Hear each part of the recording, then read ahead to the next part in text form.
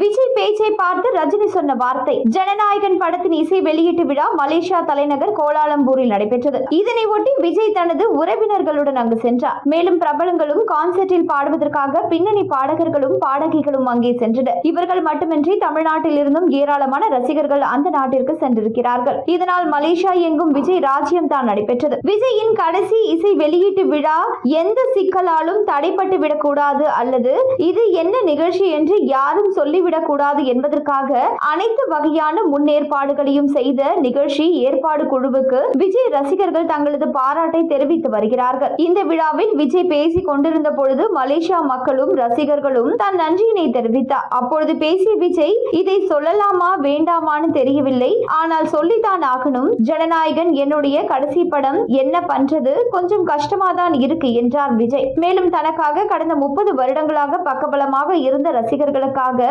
சினிமாவை தியாகம் செய்ய முடிவெடுத்து விட்டேன் என்றார் விஜய். அவர் சொன்ன இந்த வார்த்தை பலருக்கும் அதிர்ச்சிதான். பல பிரபலங்கள் அவரை தொடர்ந்து நடிக்க கூறி வருகின்றனர். இவர் மீண்டும் நடித்தால் ஆயிரக்கணக்கான பேருக்கு தொடர்ந்து வேலை கிடைக்கும். இவர் படங்கள் என்றால் தனி கூட்டம் அதிக அளவில் வரும். தமிழ் சினிமாவில் ரஜினிக்கு பிறகு குடும்ப ரசிகர்களை அதிகம் கொண்டவர் விஜய் தான். இதனால் தமிழ் சினிமாவிற்கு பெரிய நஷ்டம் தான். சூப்பர் ஸ்டார் ரஜினிகாந்தும் விஜயிடம் சில அறிவுரைகளையும் கூறி இருக்கிறாரா. வருடத்திற்கு ஒரு படம் நடிக்கலாமே எனவும் முன்னதாக கூறியிருக்கிறார். மேடையில் இனி நடிக்க மாட்டேன் என கூறிவிட்டாரே என வருத்தப்பட்டும் நெருங்கிய நட்பு வட்டாரத்தில் பேசி உள்ளனர். விஜயின் வளர்ச்சியில் அக்கறை கொண்டவராக இருப்பவர் ரஜினிகாந்த். ஜனநாயகன் படப்பிடிப்பின் பொழுது நீங்கள் மீண்டும் நடிப்பீர்களா என அவர் கேட்டதாகவும், அதற்கு 2026 தேர்தலுக்கு பிறகுதான் தெரியும் என விஜய் சொன்னதாகவும் மமிதா ஒரு நிகழ்ச்சியில் குறிப்பிட்டு இருந்தார். இதனை கொண்டும் பலரும் விஜயை விமர்சிக்க தொடங்கினர். அடுத்த வருட தேர்தலில் தோற்றால் விஜய் மீண்டும் நடிக்க சென்று விடுவார் என்ற விமர்சனம் மூலம் அவர் நிலையற்றவர்,